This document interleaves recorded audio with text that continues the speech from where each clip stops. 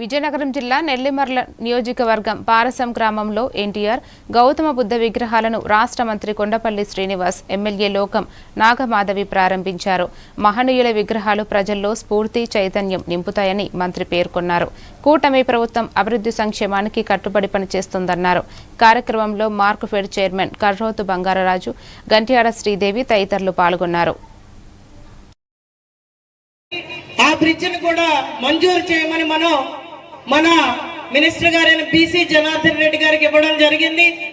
ఆయన తొందరలోనే దాన్ని శాంక్షన్ చేస్తే మనం దాన్ని కట్టుకుంటే ఖచ్చితంగా మనకి ఆ కష్టకాలం కూడా తీరుతుంది. రైతు బిడ్డగా మీ అందరికీ కొండపల్లి పైడితలనాయుడు గారు ఎంత బాగా మీ అందరూ కూడా పరిచయస్తులో, ఆయన మనవడుగా ఆయన పేరుని మరింత మంచి మీ అందరికీ మంచి చేకూర్చేలాగా నాకు గౌరవం కల్పించాలి.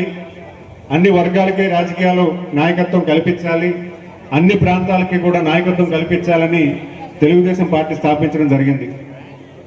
ఆయన స్థాపించిన 9 నెలల్లోనే వస్తున్నారు. 2 రూపాయలకే కిలో బియ్యం అని ఆయన మొదలు పెడితే ఈరోజు ఫుడ్ అంటే బియ్యం అనేది కేంద్ర ప్రభుత్వం అన్ని రాష్ట్రాల్లో కూడా ఫ్రీగా చేయడం జరిగింది. మరి అలాంటి మహానాయకుడు విగ్రహం మీ ఊర్లో పెట్టడం మనందరికీ కూడా ఆదర్శనం. ఈరోజు తెలుగుదేశం పార్టీ ఉన్నతమైన విలువలతో